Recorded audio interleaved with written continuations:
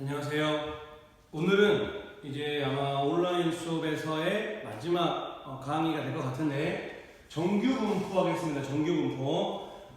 수능에서 지금까지 선생님이 항상 나올 가능성이 높다, 많이 나왔다라고 썼는데 100%입니다. 정규 분포는 지금까지 역대 수능에 무조건 나왔던 문제예요. 3점짜리 문제로 어렵지 않습니다. 그러니까 오늘도 잘 들어야 돼요. 그런데 정규 분포를 하기 전에 선생님이 예전에 확률 변수 할 때 이상 확률 변수하고 연속 확률 변수하고 잘 구분지어라 했죠. 우리가 지난 시간까지 했던 게 이상 확률 변수 문제였었습니다.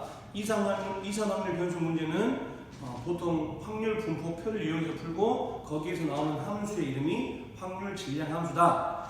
그리고 선생님이 원래 연속 확률 변수를 교과서에는 그 다음 했었어야 했는데 나중에 하겠다고, 즉 여기 정규 분포 하겠다고 넘어갔었어요. 그래서 오늘 정규 분포를 하기 전에 먼저 연속 확률 변수 x의 확률 밀도 함수에 대해서 먼저 잠깐 배우도록 하겠습니다. 어렵지 않아요.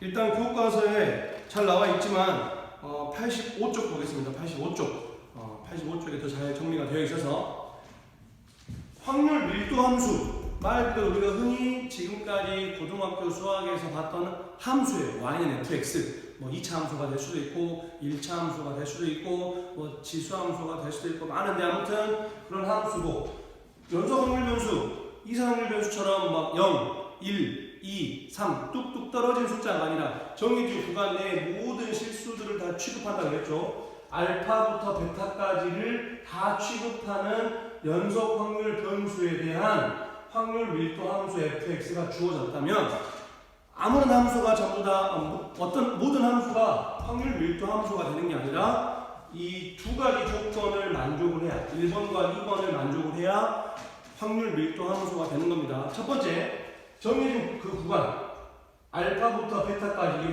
연속 확률 변수 역할을 할 알파부터 베타까지의 fx는 무조건 0보다 크거나 같다.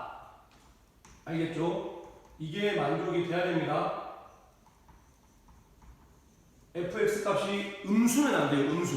왜냐면 쉽게 생각하면 우리가 이상 확률 변수 할 때 확률 분포표를 만들면 그 밑에 나와 있는 확률들이 음수가 있었나요? 없었죠. 무조건 0과 1 사이였죠. 그런 것처럼 fx는 무조건 0보다 크거나 같아야 한다. 여기까지 되나요? 이해되죠? 그 다음에 두 번째, 이 알파부터 베타까지의 전체 넓이는 무조건 1이 돼야 돼. 확률 분포표에서 확률 분포표를 쭉 만들고 나서 그 밑에 확률들을 다 적고 나면 항상 마지막에 뭐가 만족이 된다고? 그 확률들의 합이 얼마였어? 1이었죠. 기억나죠? 확률 분포표에서 모든 확률의 합은 1이었던 것처럼 이 확률 밀도 함수도 알파부터 베타까지의 전체 넓이는 무조건 1이 돼야 됩니다. 이 두 가지 조건을 만족을 해야만 확률 밀도 함수가 되는 거야. 이게 안 되면 확률 밀도 함수가 아니에요. 알겠죠? 그래서 이 1번, 2번은 확률 밀도 함수가 되기 위한 조건이었고 3번이 이제 시험에 가장 많이, 물론 2번, 3번을 많이 물어보는데 그 3번은 특징이에요. 그렇다면 우리가 예전에 이거 뭔 뜻이죠? 대문자 B, 확률이란 뜻이죠. x가 a부터 b까지의 확률. 그래서 여기 이제 a가 있고 뭐 여기에 b가 있다고 합시다. 그럼 여기 a부터 b까지의 확률은 어떻게 구할 건가? 뭘로 구한다고? 넓이로 구한다고. a부터 b까지 인티그럴 q a부터 b까지 fx dx. 즉 이 넓이 자체가 뭐가 되냐면 a부터 b까지의 확률입니다. 확률. 그래서 확률 밀도 함수에서는 확률을 넓이로 찾는 거예요. 넓이.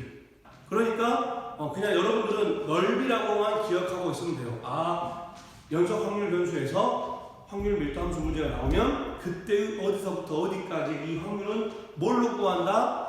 넓이로 구한다. 넓이. 접근 기호에 너무 이렇게 연연하지 마세요. 그냥 넓이로 구한다는 것만 알고 있으면 됩니다. 그래서 지금 교과서 85쪽에 이 내용들이 잘 설명되어 있고 앞으로 한 장 넘어오면 83쪽에 파란색 바탕 있죠? 이거를 그냥 말로 해놓은 겁니다. 똑같은 거예요. 단지 접근 기호를 사용 안 했을 뿐이지 넓이로 한다는 거. 그리고 83쪽 맨 밑에 보면 이런 내용들이 있어요. 제일 밑에 보면 확률이 여기 A, B에 눈이 있는 것들도 있고 없는 것들도 있죠. 근데 다 등호가 어때요? 같아요. 다시 말하지만 무슨 말이냐면 이게 지금 넓이 개념으로 한다 했죠. 넓이.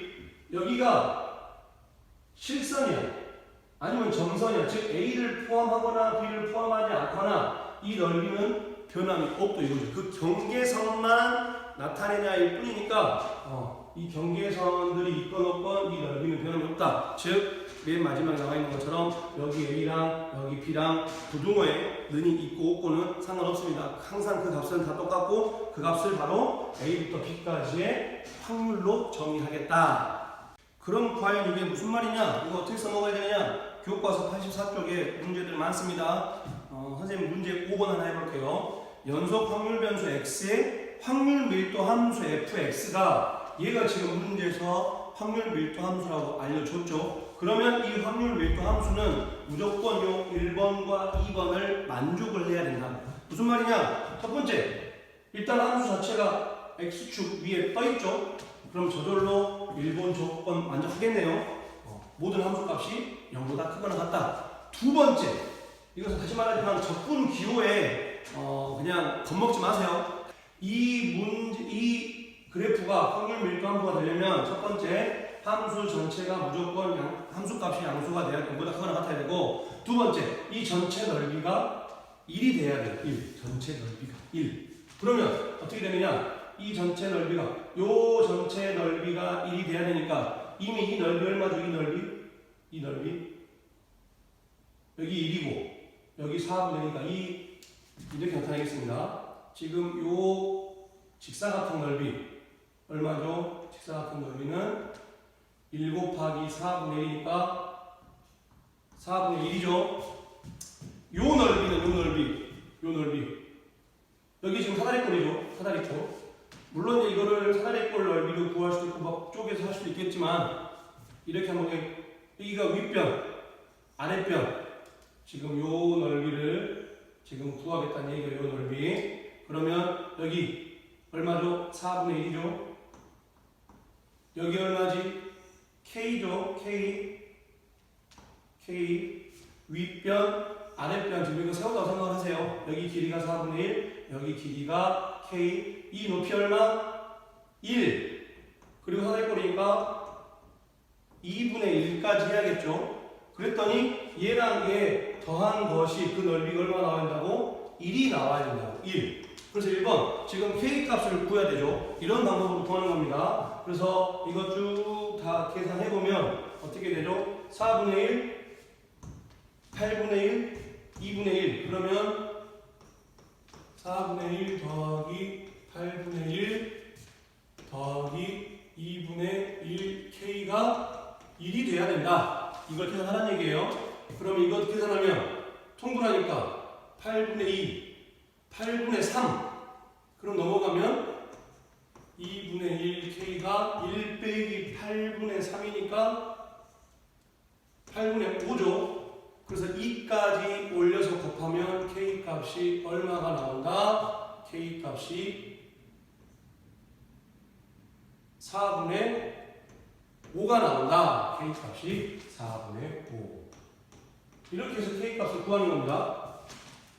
그리고 교과서에는 2번에 P 가로 열고 X가 2분의 3보다 크다. 2분의 3보다 크다의 확률을 구하라고 했는데 그냥 선생님은 바꿀게요.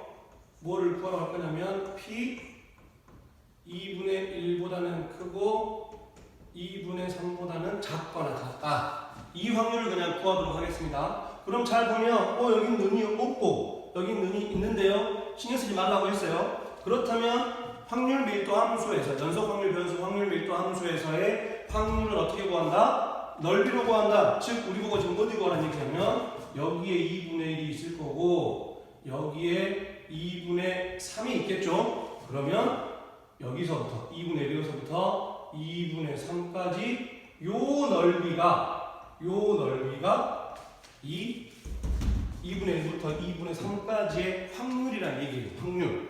그럼 확률 어떻게 구하죠? 이 넓이 구하면 되겠죠? 이 넓이 어떻게 구해? 여기 지금 간격이 2분의 1이죠. 그럼 2분의 1 곱하기 4분의 1 하니까 2분의 1 곱하기 4분의 1 되는 거고, 그 다음에 이제 요 넓이를 구해야 되는데 조금 여기서 좀 이제 머리를 써야 됩니다. 여기 지금 이게 직선이니까 이 직선의 방정식도 구할 수 있으면 좋아요. 어떻게 구하죠? 여기 지금 이 길이 증가량, 기울기, 이 길이 얼마야? 이 길이 1이죠. 이 길이 얼마인가요? 이 길이 4분의 5부터 4분의 1까지니까 지금 이 길이도 1인 거 보이나요? 그럼 이 빨간색 직선의 요 직선의 기울기는 x의 증가량분의 y의 증가량 1분의 1이니까 기울기 1이네요. 1. 그럼 기울기가 1이고 지금 2,4분의 5를 지나든지 1,4분의 1 지나죠. 그래서 y-4분의 1은 기울기 1이고 x-1 이렇게 식이 세워지나요? 그때의 요 함수값이 우리 궁금한 거니까 요 함수값이 어떻게 하면 돼요? 여기다가 2분의 3을 집어넣으면 되죠. 2분의 3을. 그런데 조금 눈치 빠른 학생들은 어차피 여기에 절반이니까 아마 얘도 여기에 절반일 거다. 그런 생각 들 겁니다. 아무튼 이 함수값 구해보면 여기 얼마죠? 여기가 4분의 3 되겠나요? 4분의 3? 4분의 3. 그렇다면 요 넓이는 아까 했던 것처럼 여기 4분의 1에 4분의 1에 여기 요 길이 4분의 3에 4분의 3에 그리고 높이 이제 여기 얼마죠? 여기 2분의 1이죠. 2분의 1 그리고 사다리꼴이니까 한 번 더 2분의 1을 곱해야 된다. 그래서 이제 계산 하면 됩니다. 하면 꼭 해보세요. 이런 식으로 연속 확률 변수의 확률 밀도 함수에서의 확률은 넓이를 구한다. 그런데 적분을 할 필요 없이 이런 식으로 사다리꼴 또는 직선 넓이 이렇게 구하면 돼요.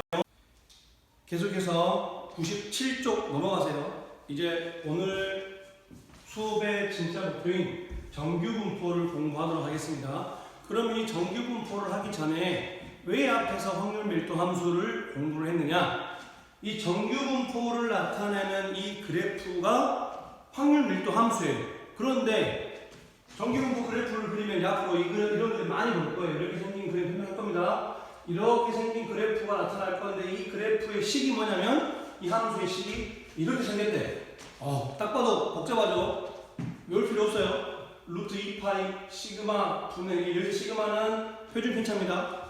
그리고 여기 위에 보면 요 무리수 2 특히 문과 학생들은 미적분을 배우지 않기 때문에 이 무리수 2 값 자체 2.7 얼마인데 그거 자체를 모르잖아요. 즉 결론은 무슨 말이냐면 이 정규분포 문제 풀 때 이 식을 절대 외울 필요가 없다는 얘기입니다. 신경 끄세요. 단지 정규분포 그래프가 이렇게 생기는데 그 식이 이런 식을 통해서 이 그래프가 이런 식을 통해서 만들어진다는 것만 알고 있으면 되고, 이제 굉장히 중요한 이야기 할 겁니다. 그렇다면 정규분포가 무엇이냐? 97쪽에 설명이 잘 되어 있습니다.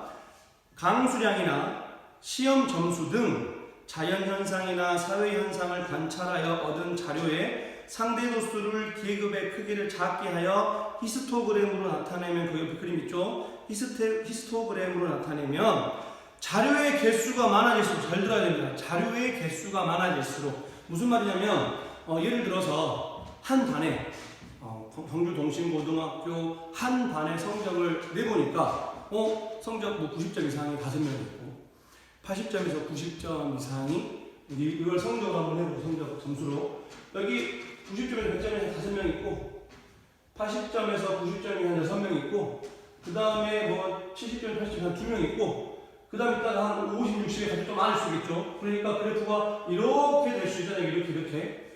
그런데 얘네들은 이제 광주동신고등학교 3학년 전체를 늘려보면 수가 이제 확 늘죠. 그러면 이제 그래프가 그 광주동신고등학교의 3학년에 평균 점수가 있을 건데 그 평균 점수에 가장 많이 몰려있겠죠. 그리고 성적이 더 높은 학생들, 성적이 더 낮은 학생들이 조금씩 양이 줄어듭니다. 그거를 이제 광주광역시 전체 고3 학생들 성적으로 바꿔보면 더 평균 점수에 더 많이 몰려있겠죠. 그러니까 그 점수가 평균 점수가 되는 거고. 그래서 여기 나와 있는 것처럼 자료의 개수가 많아질수록 그 히스토그램을 만들어 보면 이런 식으로 평균에 많이 몰려있고 평균을 벗어날수록 이렇게 수가 적어진다라는 그런 뜻입니다. 정규 분포가. 그래서 좌우 대칭인 종 모양의 곡선에 가까워지는 경우가 많고 얘를 정규 분포라고 한다. 정규 분포. 중요한 건 양이 많아야 돼요. 그래서 여기 맨 꼭대기 가장 높은 점수 여기가 평균 M이 되는 겁니다. 평균 M. 그래서 정규 분포 그래프의 특징은 평균을 기준으로 좌우 대칭이 정확하게 데칼코마니처럼 얘를 딱 적고 저것다 펴면 똑같은 좌우 대칭 그래프가 정규 분포 그래프입니다. 이해되죠? 그리고 또 하나 아까 이 정규 분포 그래프가 아까 뭐라고 했죠? 확률 밀도 함수라고 했지. 그럼 확률 밀도 함수의 조건 두 가지 뭐였어? 첫 번째, 함수 값이 무조건 0보다 크거나 같아야 된다. 이 모든 그래프는 전부 다 X축 위에 떠 있어야 됩니다. 중요한 두 번째 조건이 뭐였어? 전체 넓이가 얼마가 돼야 된다? 1이 돼야 된다. 이 정규 분포 그래프도 확률 밀도 함수이기 때문에 이 전체 넓이가 1이 돼야 됩니다. 1. 정규 분포 확률 밀도 함수니까. 근데 중요한 건 끝에 갈수록 안 맞나요? 이 정근선 쭉 계속 가까워지는 겁니다. 그래서 이 전체 넓이가 1이다. 알겠죠? 그럼 하나 더. 그렇다면 방금 전에 정규 분포 그래프가 평균 M을 기준으로 좌우 대칭이라고 했는데 그런데 이 전체 넓이가 1이래. 그럼 딱 절반. 여기 얼마겠어? 여기 절반. 0.5겠죠? 또 여기 얼마겠어? 또 0.5가 되겠죠? 이 정규 분포 그래프의 이 특징, 좌우 대칭이고 전체 넓이 1이고 이걸 가지고 이제 문제를 풀 겁니다. 알겠죠? 교과서 98쪽을 보세요. 교과서 98쪽. 이제 우리가 방금 전에 말했던 것처럼 정규 분포 그래프가 이렇게 생겼는데 이 정규 분포 그래프에서 이 식 중요하지 않다 그랬습니다. 근데 이 식에서 요 표준 편차 시그마하고 여기 위에 얹어져 있는 평균 M 이 두 가지 요소가 이 정규 분포 그래프의 모양을 바꿀 거예요. 이따 보겠지만 여기 보세요. 지금 형광색 그래프하고 빨간색 정규 분포 그래프가 있고 이 둘은 똑같은 겁니다. 옆으로 그냥 통일을 시킨 거예요. 여기 이렇게 생긴 형광색 정규 분포 그래프랑 빨간색 정규 분포 그래프 형광색 이 두 개는 다르죠. 이런 식으로 정규 분포 그래프의 모양 뭐 높이라든지 폭을 결정하는 요소가 두 가지가 있습니다. 그게 누구냐면 교과서 98쪽에 있는 것처럼 평균 M과 표준 편차 시그마예요. 그래서 선생님이 지난 시간에 이항 분포에서 설명했던 것처럼 정규 분포 X가 이항 분포를 따른다. 물결했던 거 기억나나요? 그런 것처럼 확률 변수 X가 정규 분포, 저번 시간에 했던 이항 분포는 B 썼죠. B. 바이노미얼 디스트리뷰션이라고 B 썼어요. B. 이항 분포는 B를 쓰고 정규 분포는 N을 씁니다. N이 뭐냐면 노멀 디스트리뷰션이에요. 정규 분포, 정규 노멀. 그래서 N을 쓰는 겁니다. 정규 분포. 이 기호 잘 봐야 돼요. 앞에 B가 써져 있으면 얘는 이항 분포 문제구나. 여기가 N이 적어져 있으면 얘는 정규 분포 문제구나. 그래서 이항 분포에서는 B, NP였죠. NP. 그런 것처럼 정규 분포는 M하고 시그마의 제곱입니다. 시그마가 누구였죠? 표준 편차였죠. 그러면 시그마의 제곱은 누구겠어? 분산입니다. 그럼 분산인데 왜 굳이 V 안 쓰고 시그마의 제곱을 쓰느냐? 우리가 여기에서 써먹을 항목이 분산이 아니고 표준 편차입니다. 표준 편차를 잘 써먹어서 표준 편차 자체를 나타내는 겁니다. 다시 확률 변수 X가 따른다. 뭐를? 정규 분포를. 근데 정규 분포의 두 가지 요소. 평균과 표준 편차의 제곱. 반드시 기억해야 됩니다. 그래서 앞으로 이 정규 분포 그래프들은 평균이 얼마이고 표준 편차가 얼마인지를 잘 알아내야 풀 수 있는 문제들이 대부분 나오고 이어서 계속 하겠습니다. 여기 보세요. 그러면 이 정규 분포 그래프에는 특징이 있어요. 어떤 특징이 있느냐? 아까 말했던 것처럼 지금 형광색이랑 빨간색이랑 물론 선생님이 정확하게는 못 그렸지만 두 그래프 똑같은 겁니다. 형광색을 오른쪽으로 평행이동 시킨 게 빨간색이라고 하면 돼요. 그래서 결론부터 얘기하면 지금 이 제일 가운 높은 부분 이 높은 부분의 값이 평균입니다. 즉, 이 형광색 정규 분포의 평균은 M1이고 빨간색 정규 분포의 평균은 M2예요. 그럼 당연히 이 수직선상에서 M2가 더 크지. 그래서 여기에서는 M1과 M2를 비교했을 때 지금 누가 더 크다? M2가 더 크다. 그런데 지금 두 그래프의 개형이 똑같다는 건 표준 편차가 똑같다는 겁니다.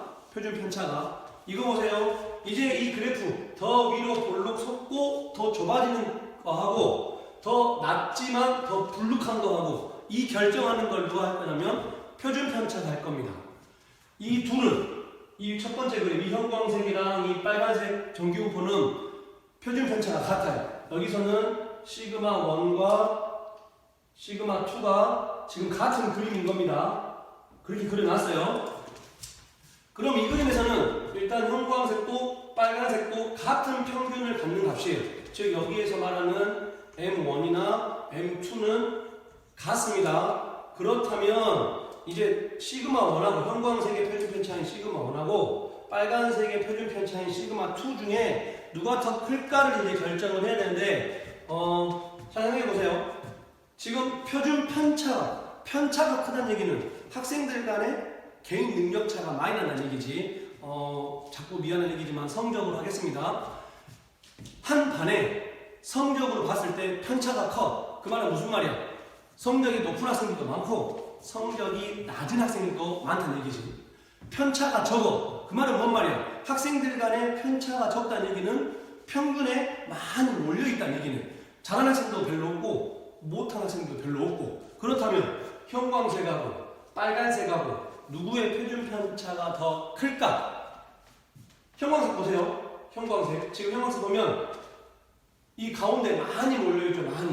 가운데 많이 몰려있습니다. 그리고 잘하는 학생도 별로 없고 못하는 학생도 별로 없어. 그럼 편차가 크다 작다? 작다는 얘기겠지. 편차가 작으니까 가운데 평균에 애들이 많이 몰려있고 극히 잘하는 애들 별로 없고 극히 못하는 애들 별로 없고. 근데 빨간색을 봐봐. 빨간색을 보면 중간에 평균에 좀 모여있긴 하지만 공부 잘하는 애들도 많아. 성적이 낮은 애들도 많아. 그러니까 이 빨간색 그래프에서는 편차가 더 어쩐다? 학생들 간의 편차가 크다는 얘기겠죠. 그러니까 지금 이 형광색이랑 빨간색이랑 비교했을 때 누구의 표준 편차가 더 큰 거냐면 빨간색의 표준 편차가 더 큽니다. 빨간색의 표준 편차가 더 크다는 얘기는 학생들의 성적 차이가 많이 난다. 즉 잘하는 애들도 많고 못하는 애들도 많고 중간 부분도 어느 정도 있고. 근데 편차가 적다는 얘기는 가운데 평균에 굉장히 많이 몰려있고 잘하는 애들 별로 없고 못하는 애들 별로 없고. 그래서 이 성질들을 99쪽에 적어놨습니다. 99쪽에 거기 잘 보이죠? 그래서 정규 분포 곡선의 성질 직선 x는 m에 대하여 좌우 대칭인 종 모양의 곡선이다. 이 곡선과 x축 사이의 전체 넓이는 1이다. 3. 시그마의 값이 일정할 때 표준 편차의 값이 일정할 때 m의 값이 평균의 값이 달라지면 대충책의 위치는 바뀌지만 모양은 변하지 않는다. 이게 되죠? 동그라미 4. m의 값이 일정할 때 시그마의 값이 클수록 빨간색이에요. 시그마의 값이 클수록 가운데 부분의 높이는 낮아지고 양옆으로 퍼진 모양이 된다. 아까 말했지만 편차가 크다는 얘기, 잘하는 애들도 많고 못하는 애들도 많고.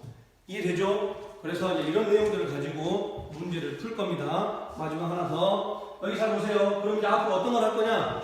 그럼 도대체 뭐 하려고 이걸 하고 있느냐? 아까도 말했지만 이제 우리가 평균 같은 걸 구해야 돼요. 평균. P, A 이거 뭐였죠? 확률 변수 X가 A보다 크거나 같고 B보다 작거나 같을 확률을 구하라는 얘기인데 확률 밀도 함수 연속 확률 변수에서는 확률을 뭘로 구한다? 넓이로 구한다고 했죠. 그래서 만약에 여기가 A가 있고 여기가 B가 있다면 여기 A부터 여기 B까지의 요 넓이를 구하겠다. 선생님 그런데 아까 넓이 문제는 다 직선이고 막 사다리꼴이고 넓이 했는데 얘는 곡선이잖아요. 선생님 적분 안 한다며? 적분 안 할 겁니다. 여기에서부터는 이제 이 넓이를 어떻게 할 거냐면 표를 줘요. 교과서 맨 뒤에 표준 정규 분포 표가 있어요. 그 표에 의거해서 이 넓이들을 구할 겁니다. 그럼 표를 외워야 되느냐? 그렇지 않습니다. 문제에서는 딱 그 부분만 발췌해서 따로 떼서 줄 거니까 걱정하지 마세요. 계속 내용 설명만 하면 학생들이 여러분들이 무슨 말인지 잘 모를 수 있으니까 먼저 문제 하나 풀어보도록 하겠습니다. 수능특강 문제 보세요. 수능특강 77쪽 예제 2번 확률 변수 x가 정규분포 m, 시그마의 제곱을 따르고 그랬어요. 정규분포 문제입니다. 그러면 문제집에는 문제도 없죠. 여러분들이 직접 이 정규분포 그래프를 그리고야 됩니다. 그러면 이 가운데 좌우 대칭 그린 다음에 이 가운데 아직 얼마인지 모르겠지만 평균 m이에요. 그리고 이 표준편차 시그마에 의해서 대충 폭이 결정이 됐다. 그리고 나서 이제 가와 나 조건을 이용해서 px가 56보다 크거나 같은 값을 구하라. 그런 문제입니다. 잘 보세요. 가 문제 보겠습니다. x가 40보다는 크거나 같고 48보다는 작거나 같은 확률하고 x가 72보다는 크거나 같고 80보다 작거나 같은 확률이 같대요. 그런데 지금 이 둘 사이 간격이 얼마야?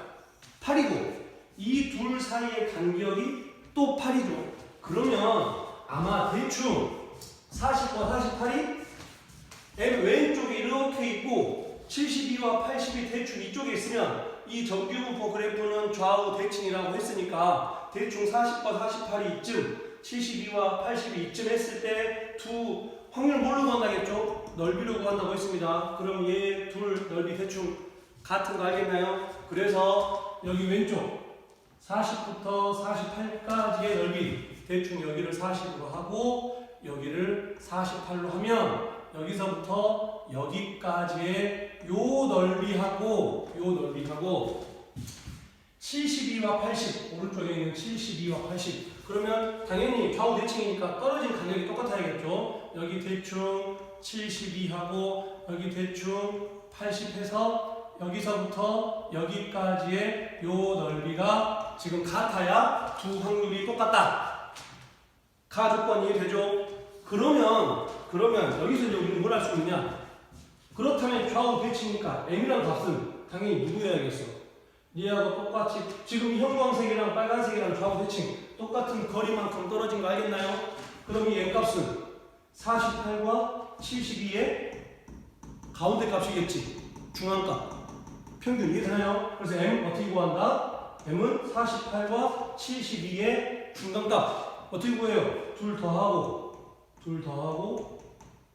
나누기 2 하면 되겠죠. 둘 더하고 나누기 2. 그럼 둘 더하면 120이니까 120 나누기는 60. 그래서 아하 지금 이 문제에서 평균 m이 60이라고 이 평균 m이 60이라고 가조건으로 돌려서 지금 힌트를 준 거예요.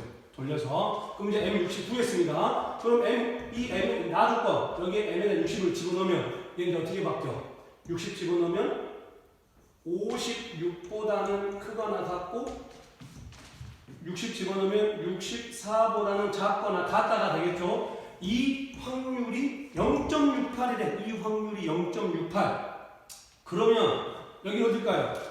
56부터 64니까 56 대충 여기 있을 거고 64 대충 여기 있다고 치면 지금 여기서부터 여기까지의 요 넓이가 지금 얼마다? 0.68이다. 이해되죠? 그러면 이제 우리가 마지막 결론 해야 될 게 뭐야? x가 56보다 크거나 같은 값, 즉 x가 56보다 크거나 같은 확률을 구하래. 그러면 지금 여기가 56이잖아요. 여기가 56.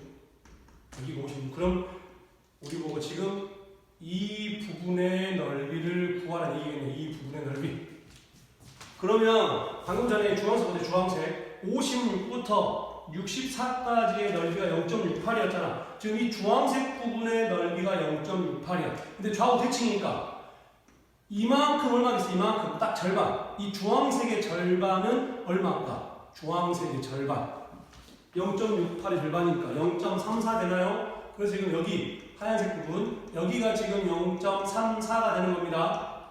여기가 0.34. 그러면 지금 우리가 구하고 싶은 너무 복잡해졌으니까 그럼 다시 하나 그릴게요.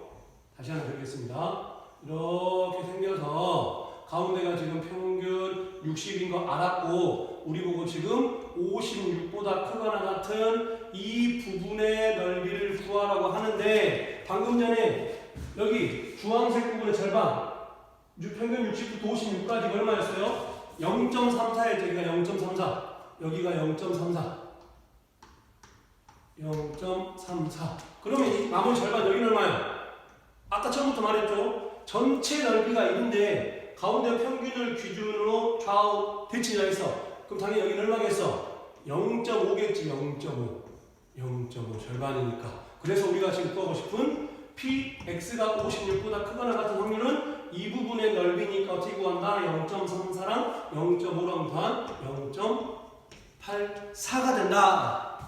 이런 식의 문제가 대부분입니다. 교과서 99쪽 보세요. 이제 선생님이 오늘 수업 처음에 했던 것처럼 수능에 무조건 100% 나온다고 했던 게 지금부터입니다. 표준 정규 분포. 우리가 앞에서 정규 분포를 배운 이유는 결론부터 얘기하면 표준 정규 분포를 풀기 위해서예요. 그러면 도대체 표준 정규 분포가 뭐냐? 하나 예를 들겠습니다. 어떤 학교에 학생들을 보니까 A 학교가 평균이 60이고 표준 편차가 5인 정규 분포를 따른다는 학생들 성적이 B 학교는 평균이 70이고 표준 편차가 8인 정규 분포를 학생들이 성적을 따라요. 평균이 60, 표준 편차가 5, 평균이 70, 표준 편차가 8.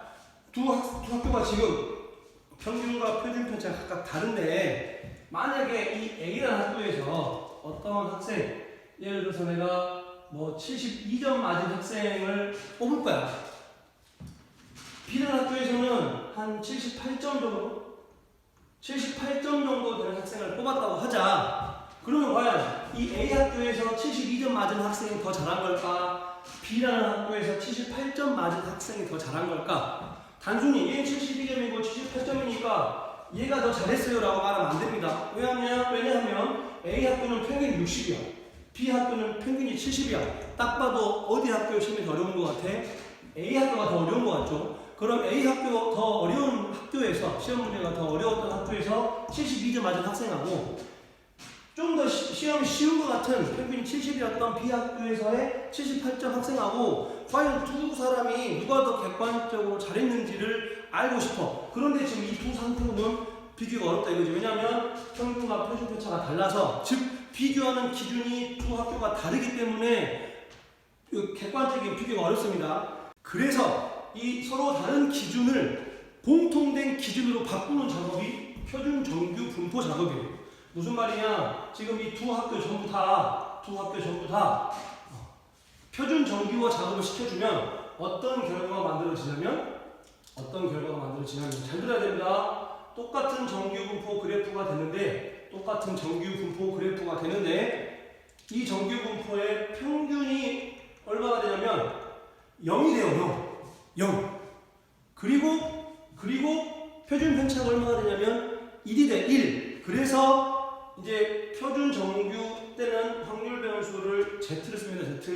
Z가 어떤 정규 분포를 따르냐면 평균이 1이고 표준 편차가 1인 정규 분포로 다 바꿔줘.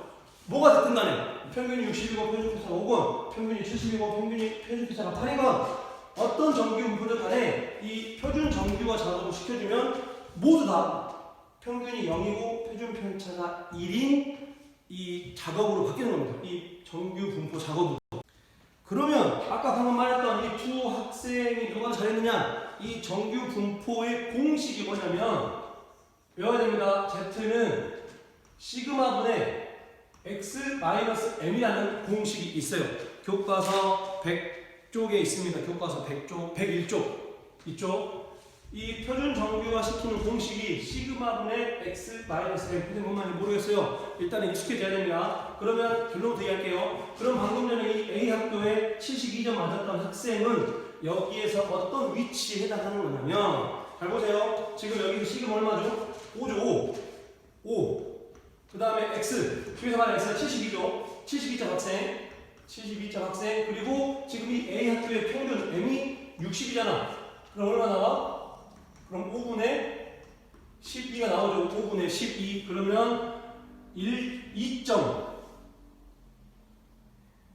얼마죠? 5분의 12니까 2.4인가요? 그러면 이 학생은 여기서 여기 2.4라는 지금 위치에 해당하는 겁니다. 2.4라는 위치에 해당.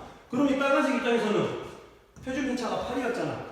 8분의 x가 얼마야? 그러면 78. x가 78 빼기 평균 m 70이죠.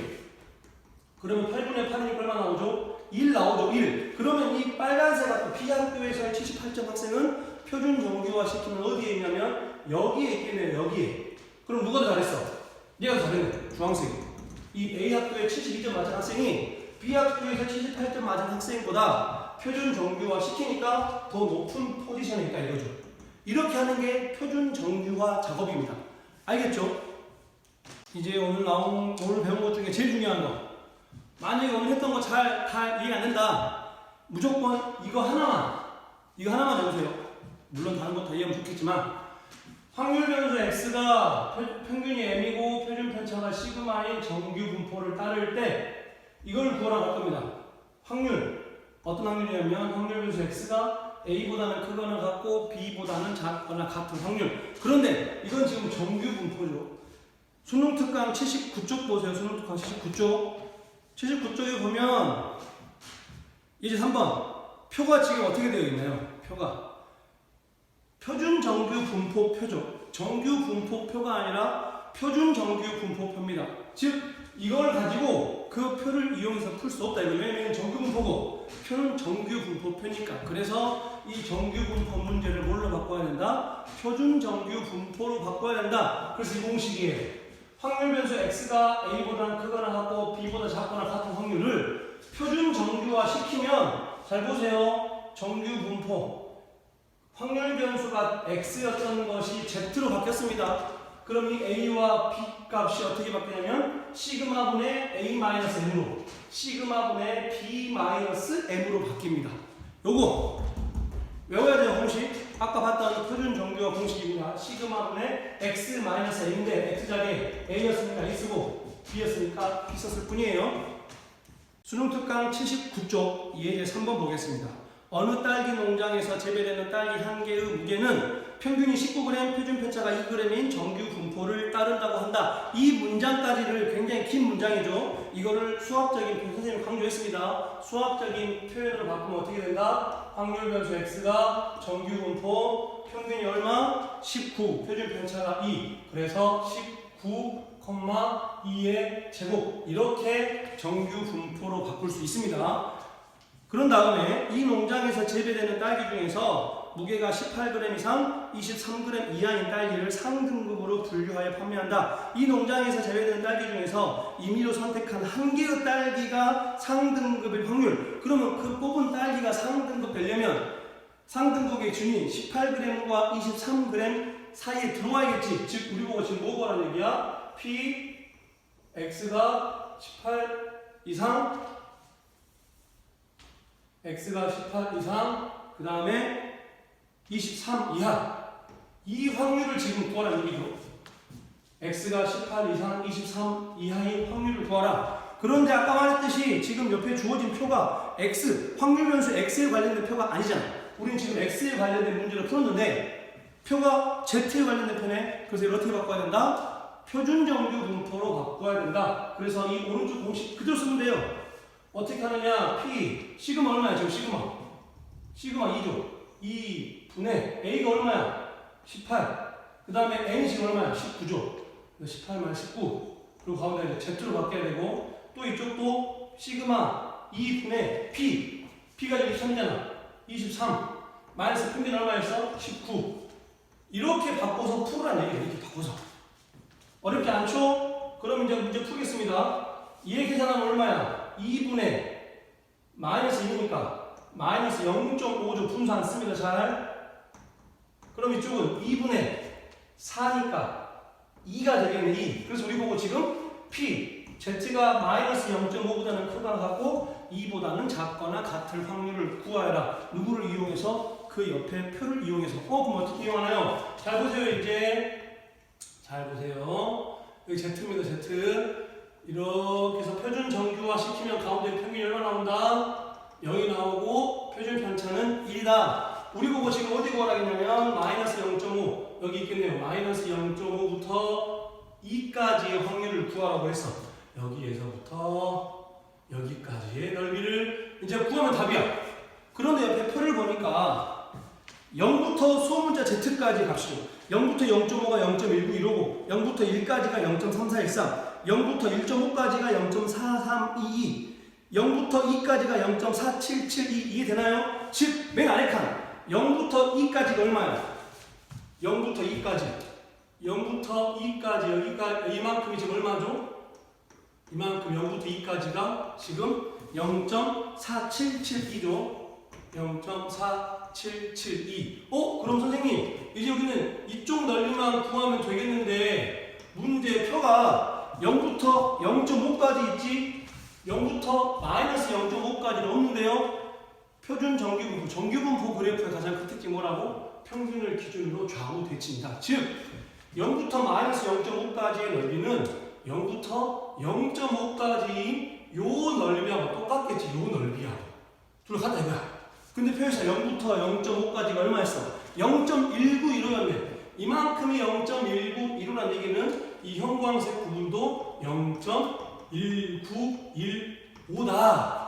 이해되나요? 그래서 결론 우리 보고 x가 18 이상 23 이하인 확률을 구하라고 했는데 그놈을 표준 정규 분포로 바꿔보니까 마이너스 0.5부터 2까지가 됐고 마이너스 0.5부터 2까지의 넓이를 이만큼 하나랑 이만큼 좌우 대칭이니까 이렇게 해서 구해서 이 둘을 더하면 답이 된다. 그래서 0.4772하고 0.1915하고 더하면 그 답이 뭐가 나오냐? 0.6687 나오네요. 0.6687 이렇게 구하는 게 수능에 100% 나온다고. 알겠죠? 네. 수능 특강 81쪽 보세요. 수능 특강 81쪽 예제 4번. 하얀 공 2개와 검은 공 3개가 들어있는 주머니에서 임의로 2개의 공을 동시에 꺼내어 공의 색깔을 확인하고 다시 주머니에 넣는 시행을 150회 반복할 때 여기까지만 읽고 나서 보면 이거 뭐야 앞에서 많이 했던 건데 근데 그 뒤에 읽어보니까 같은 색깔의 공을 꺼내는 횟수를 확률 변수 x라고 하자. 그리고 좀 전에 풀었던 것처럼 p 72보다는 크거나 같고 75보다는 작거나 같을 확률을 표준 정규 분포 옆에 보니까 또 표준 정규 분포 표가 주어져 있네요. 그럼 이제 이 문제를 풀 때 선생님이 항상 말하지만 카테고리화의 흐름 지금 이 문제는 지금 방금 우리가 풀었던 것처럼 표준 정규 분포 문제인 것 같아. 그럼 누구 알아야 돼? 표준 정규 분포 두 가지에서 누구랑 중요하다 그랬지? 평균하고 표준 편차를 알아야죠. 근데 문제를 어디에 읽어봐도 표준 편차 그리고 평균이 있나요? 없습니다. 없어요. 그러면 다시 말하면 이 문제는 뭐부터 해야 돼? 이 확률 변수 x, 즉 같은 색깔의 공을 꺼내는 횟수인 이 확률 변수 x의 평균과 표준 편차를 먼저 구해야 돼요. 그리고 그 말인즉슨 얘가 뭘 따른다? 정규 분포를 따른다는 것을 알아야 하는데 말 어디에도 정규 분포란 단어가 단 한 번도 안 나오죠. 지금 얘가 정규 분포를 따르는 말이 없잖아. 그런데 선생님이 예전에 한번 저번 시간 마지막 부분 했던 이야기가 있어요. 이항분포가 뭐였어? 고정된 확률을 여러 번 시행한 게 이항분포였죠. 그 이항분포의 횟수를 많이 하면 많이 할수록 걔는 누구를 따른다? 정규 분포를 따른다. 이 문제가 바로 그거예요. 즉 하얀 공 2개, 검은 공 3개가 들어있는 주머니에서 임의로 2개의 공을 동시에 꺼냈을 때 같은 색깔의 공을 꺼내는 게 고정된 확률, 즉 뽑았던 걸 다시 넣었으니까 복원 추출이죠. 그러면 언제든지 공을 뽑을 때마다 같은 공을 꺼내는 확률이 변한다 안 변한다? 안 변하겠지. 그게 얼마인지 구해야 돼. 그리고 그거를 150회 했네. 즉 고정된 확률을 150번 했으니까 얘가 지금 독립시행이라는 거 파악이 되나요? 그럼 보겠습니다. 지금 하얀 공이 2개 있고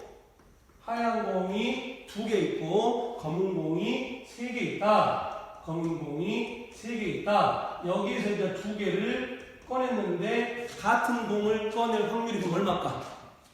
일단 5개 중에서 2개를 뽑았으니까 5, C, 2가 되겠지. 그러면 하얀 공만 2개 뽑는 경우는 E, C, E가 되겠나요? 그러면 검은 공만 2개 뽑는 경우는 52분의 검은 공 3개 중에 2개 뽑는 3, C, E가 되겠죠. 그리고 그 둘을 더한 거. 이게 뭐야? 같은 3개의 공을 꺼낼 확률이겠네. 그럼 5C2는 10이고 2C2는 1, 10분의 1. 5C2, 10, 3C2, 3. 그러면 10분의 3. 그럼 더하면 얼마 나온다? 10분의 4니까 5분의 2가 나온다. 여기까지.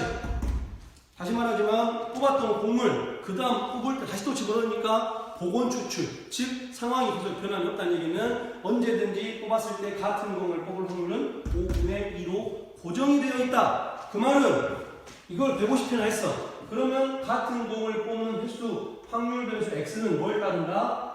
이항분포를 따른다. 이항분포. 횟수. 이항분포는 뭐랑 뭐가 필요하겠죠? 횟수 n하고 고정된 확률 p 필요하겠죠? 횟수 150 나왔고 고정된 확률 5분의 2가 나와 있어. 여기까지가 우리가 저번 시간에 배웠던 이항 분포야. 그런데 다시 결론이에요. 우리가 이 문제를 풀 때 누가 필요하다고? 지금 우리는 이 문제가 확률 변수 x가 정규 분포 따르는데 여기 누구 필요해? 여기 n 필요하다고. 여기 누구 필요해? 시그마의 제곱 필요하다고. 즉 이게 우리는 이 상황에서 평균 n이 얼마고 표준 편차 시그마가 얼마인지를 알아내야 해. 근데 쉽잖아. 이항 분포에서 평균 어떻게 구한다고? EX? NP 곱하면 된다고. 기억나지? 그래서 NP 곱하니까 얼마 나오죠? 150이랑 5분의 곱하면 60 나오나요? 60? 그러면 분산 어떻게 구하죠? 분산 NPQ니까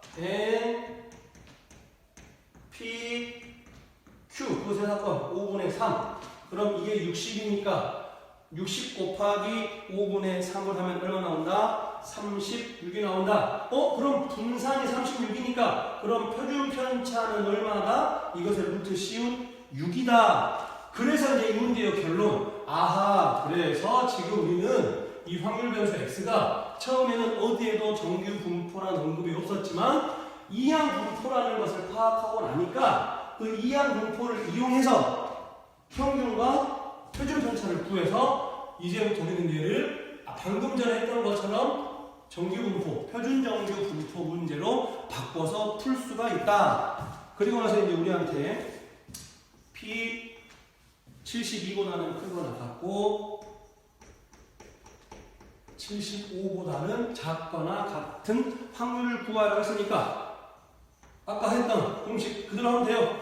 표준 편차 6분의 72에서 평균 60 빼고 가운데는 Z로 바꾸고 다시 표준 편차 6분의 75에서 다시 평균 60 빼고 지금 A, B가 72하고 75인 거 알겠죠? 그러면 이 계산해보면 어떻게 바뀌어요? 이거 얼마지? 이거 6분의 10이니까 2죠. 2가 될 거고 그 다음 이거는 6분의 15니까 2분의 3인가요? 6분의 15, 2.5죠, 2.5. 그래서 우리 보고 이제 이거 구하래, 이거. Z가 2보다는 크거나 같고 2.5보다는 작거나 같을 확률을 구하라. 뭐를 이용해서? 옆에 표를 이용해서. 그럼 다시 이제 꼭 뭐 해야 되냐면 그래프를 그려야 됩니다. 아, 칸 부정하네요. 잘 이해하세요. 이렇게 됐을 때 표준 정규 분포로 바꾸면 무조건 가운데 평균 0이라고 했죠. 여기서 누구야? 2부터 2.5까지. 여기 2가 있어. 여기에 2.5가 있어. 우리 보고 지금 여기 이 넓이를 지금 구하라 이 말이야. 그럼 이 넓이를 구하려고 표를 보니까 항상 이 표는 0을 기준으로 0부터 양수까지 얼마까지의 넓이를 의미합니다. 만약에 음수였으면 좌우 대칭인 거 이용을 해야 되고 근데 보니까 0부터 2.5까지가 얼마야? 0부터 2.5까지가 얼마죠? 0부터 2.5까지가 0.4938이죠. 형광색이 0.4938. 그럼 이 하얀색 부분 구하고 싶으면 어찌 하겠어? 0부터 2까지를 빼야겠지. 0부터 2까지. 0부터 2까지가 지금 얼마죠? 0부터 2까지가 0부터 2까지가 0.4772. 0.4772. 그래서 우리가 구하고 싶은 요 2부터 2.5까지의 넓이는 형광색.